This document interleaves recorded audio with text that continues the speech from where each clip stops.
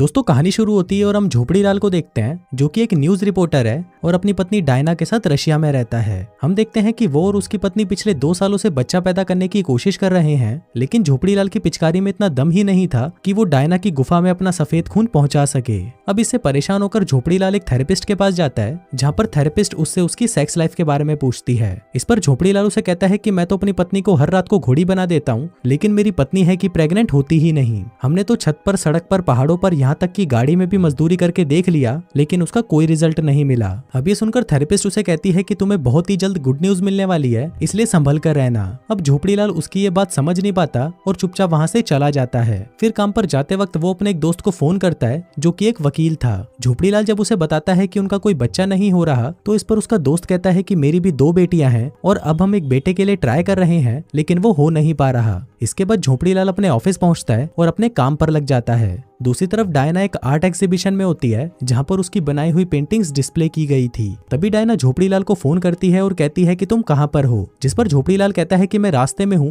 और 5 मिनट में पहुंचने वाला हूं। लेकिन जब वो ऑफिस से बाहर आता है तो वो देखता है कि पुलिस उसकी गाड़ी उठा ले जाती है, क्योंकि उसने अपनी कार को नो पार्किंग में खड़ा किया हुआ था। अब उसे पता ही था कि घर पहुंचकर डायना उसकी गांड फाड़ने वाली है, इसलिए वो वहां पर ना जाकर अपने वकील दोस्त के साथ एक बार में चला जाता है। फिर बातों ही बातों में उसका दोस्त कहता है कि मेरी बीबी फिर से प्रेग्नेंट हो गई है और इस बार मुझे पूरा भरोसा है कि लड़का ही होगा, क्योंकि मैंने मजदूरी करते वक्त बाबा बंगाली का फटा निरोध का इस्तेमाल किया था। वो कहते हैं कि मैं, मेरा बाप और मेरे दादा भी इसी बंगाली बाबा के फटे निरोध से ही पैदा हुए हैं। फिर अगले दिन वैलेंटाइंस डे होता है और झोपड़ीलाल और डायना उसी जगह पर वापस जाते हैं जहां पर वो 5 साल पहले मिले थे। तभी झोपड़ीलाल डायना से कहता है कि वो किसी दिन अपने बच्चों के साथ फिर से इसी जगह पर आएगा। फिर घर जाने से पहले वो एक ऊन का मोजा खरीदता है, क्योंकि उसके किसी दोस्त ने बताया था कि ऊन के मोजे पहनकर मजदूरी करने से बच्चा पैदा होता है। फिर रात की कड़ी मजदूरी के बाद झोपड़ीलाल उस ऊन के मोजे को उतारकर अपने सीने से लगा लेता है, लेकिन अब उसे नींद नहीं आ रही थी, तो वो उठकर खिड़की के पास आता है और एक टूटते तारे से विश मांगता है कि काश मेरा भी एक बच्चा हो जाए। तभी सीन 10 दिन आगे शिफ्ट होता है, जहां पर हम झोपड़ीलाल को देखते हैं जो कि अपने ऑफिस में काम कर रहा था। लेकिन काम करते वक्त झोपड़ीलाल को अचानक उल्टी हो जाती है। उसे लगता है कि शायद ये कल रात की बासी मच्छी खाने की वजह से हुआ है, तो वो इसे इग्नोर कर देता है। आगे जब वो मार्केट से सामान खरीद रहा था, तभी उसकी नजर एक शेल्फ पर पड़ती है जहां पर अलग अलग तरह के अचार पड़े हुए थे। वैसे तो झोपड़ीलाल को खट्टी चीजें बिल्कुल भी पसंद नहीं थी, लेकिन इस बार अचार को देखकर उसके मुंह में पानी आने लगता है। फिर जब वो ये बात अपने दोस्त को बताता है तो वो उसे कहता है कि भोसड़ी के कहीं तू प्रेग्नेंट तो नहीं हो गया। लेकिन तभी झोपड़ीलाल को अपनी मांगी हुई विश याद आती है और वो सोचता है कि शायद ऐसा हो भी सकता है। फिर रात को वो अपनी पत्नी की प्रेगनेंसी किट उठाता है और अपने प्रेग्नेंट होने वाली बात को टेस्ट करता है। तभी वो किट पर 2 लाइंस देखता है और सोचता है कि इसका मतलब है कि वो प्रेग्नेंट नहीं है। लेकिन जब वो किट के पीछे के इंस्ट्रक्शंस को पढ़ता है तो उसे पता चलता है कि 2 लाइन का मतलब है कि वो प्रेग्नेंट है। इसके बाद वो 2-3 बार फिर से उस किट को ट्राई करता है और हर बार वहां पर 2 लाइन्स ही आती हैं। अब ये देखकर वो सोचता है कि शायद ये किट खराब है और वो उसे देखकर हंसने लगता है। आगे जब वो नाश्ते में भर भर कर अचार खा रहा था, तभी वहां पर उसकी पत्नी डायना उससे पूछती है कि तुम्हारे साथ चल क्या रहा है। फिर झोपड़ीलाल जब उसे बताता है कि वो बाप बनने वाला है, तो डायना को लगता है कि शायद वो उसे धोखा दे रहा है और उसने किसी दूसरी औरत को प्रेग्नेंट कर दिया है। लेकिन जब उसे पता चलता है कि प्रेग्नेंट तो साला उसका खुद का पति ही है, तो ये सुनकर उसकी फटकर 464 हो जाती है। उसे लगता है कि या तो ये उसका चूतिया काट रहा है या फिर ये पूरी तरह से बावली गांड हो चुका है। लेकिन तभी झोपड़ीलाल कहता है कि मैं सच बोल रहा हूँ और मैं सच में प्रेग्नेंट हूँ।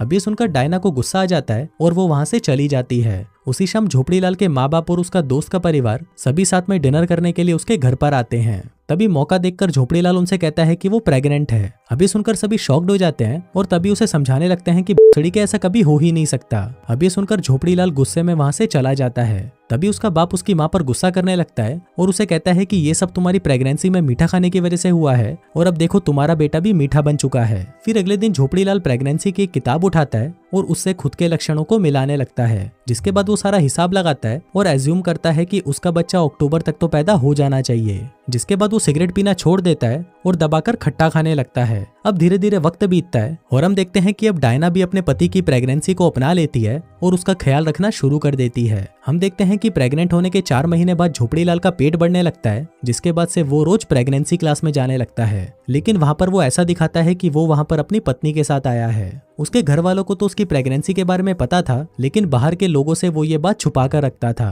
फिर 5 महीने बाद वो पहली बार अपनी वाइफ के साथ एक डॉक्टर के पास गया, लेकिन डॉक्टर को जैसे ही पता चला कि प्रेग्नेंट डायना का पति है तो उसकी फटकर 464 हो गई और उसने उसे चेक करने से ही मना कर दिया। इसके बाद वो दोनों और भी कई डॉक्टर्स के पास गए, लेकिन सभी डॉक्टर्स ने उसे देखने से मना कर दिया। फिर एक दिन उनकी मुलाकात डॉक्टर बेरोजगार से हुई, जो कि 2 महीने से अपना क्लिनिक खोलकर बैठा था, लेकिन अभी तक एक भी मरीज उसके पास नहीं आया था। अब डॉक्टर बेरोजगार के पास और कोई रास्ता नहीं था, इसलिए वो झोपड़ीलाल का केस लेने के लिए मान जाता है। फिर अगले दिन उसे पता चलता है कि उसके चूतिए दोस्त ने उसकी प्रेगनेंसी वाली कहानी पैसों के लिए एक चैनल को बेच दी, जिसके बाद वो हर जगह पर वायरल होने लगी और झोपड़ीलाल रातों रात पूरी दुनिया में फेमस हो गया। हर जगह पर लोग उसे प्रेग्नेंट आदमी के नाम से जानने लगे, लेकिन वो लोग उसे एक अलग ही इंसान की तरह ट्रीट करने लगे थे, जिससे वो और भी ज्यादा उदास रहने लगा। इसके बाद वो अपने दोस्त से मिलता है और उसे खूब गालियां देता है, लेकिन उसके दोस्त को इससे कोई फर्क नहीं पड़ता और वो उसे कहता है कि उसके पास तो इससे भी एक अच्छा आइडिया है जो उन दोनों को करोड़पति बना देगा। अब शुरू में तो झोपड़ीलाल उस पर बहुत गुस्सा करता है और इस काम को करने से मना कर देता है, लेकिन फिर बाद में उसके अंदर भी पैसों का लालच आ जाता है और वो इस काम को करने के लिए मान जाता है। अब उस दिन के बाद से उसने कई टीवी शोज में प्रेग्नेंट आदमी बनकर जाना शुरू कर दिया। साथ ही साथ वो प्रेगनेंसी प्रोडक्ट्स के ऐड भी करने लगा।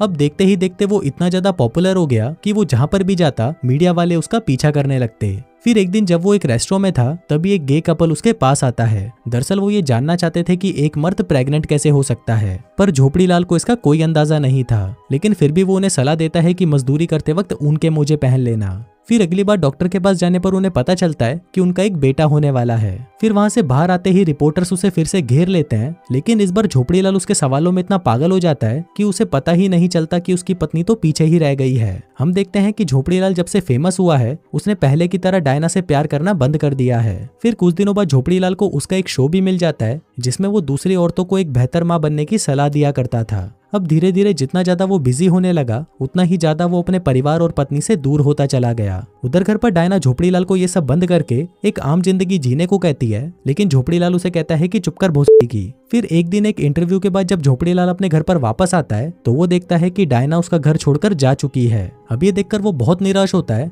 और उसे फील होने लगता है कि पिछले कुछ दिनों से वो डायना के साथ बहुत ही बुरा बिहेव कर रहा है। अब डायना के पास वापस जाने के लिए उसके पास सिर्फ एक ही तरीका था कि वो ये सब छोड़कर वापस एक नॉर्मल जिंदगी जिए। इसी बीच एक कंपनी उसके ऊपर केस कर देती है कि उसकी प्रेगनेंसी नकली है और वो लोगों को पागल बना रहा है। जिसके बाद जब कोर्ट में उसके ऊपर केस होता है, तो वो वहां पर एक वीडियो बनाकर भेजता है और सभी को बताता है कि उसकी प्रेगनेंसी नकली है और वो अब तक सबसे झूठ बोल रहा था। अब ये सुनकर जज उसे एक अपराधी घोषित करता है और उस पर $1 मिलियन का फाइन लगा देता है। वहीं ये देखकर उसके चाहने वालों का विश्वास उसके ऊपर से हट जाता है और धीरे धीरे वो सभी उसे भूलने लगते हैं। इसके बाद वो अपनी पत्नी से उसकी पसंदीदा जगह पर मिलता है और एक बुरा पति होने के लिए उससे माफी मांगता है। वहीं डायना भी उसे माफ कर देती है, लेकिन तभी झोपड़ीलाल को फील होता है कि शायद बच्चे की डिलीवरी का टाइम हो चुका है। जिसके बाद उसे जल्दी से हॉस्पिटल ले जाया जाता है, जहां पर डॉक्टर्स उसकी डिलीवरी करने में कामयाब रहते हैं। अब झोपड़ीलाल अपने पिछले बिहेवियर के लिए अपने पूरे परिवार से माफी मांगता है। इसी बीच डायना वहां पर उसके बच्चे को लेकर आती है और झोपड़ीलाल की गोद में दे देती है। इसके बाद सीन 3 साल आगे शिफ्ट होता है, जहां पर हम झोपड़ीलाल के बेटे को देखते हैं, जो कि अब बड़ा हो चुका है और अपने दोस्त के बच्चों के साथ खेल रहा है। फिर उसी रात डायना भी खिड़की पर खड़े होकर एक टूटते हुए तारे से विश मांगती है कि काश उनके जुड़वा बच्चे हो जाएं। जिसके बाद उसकी ये विश पूरी हो जाती है और वो और झोपड़ीलाल एक साथ फिर से प्रेग्नेंट हो जाते हैं। और इसी के साथ ही ये कहानी यहीं खत्म हो जाती है।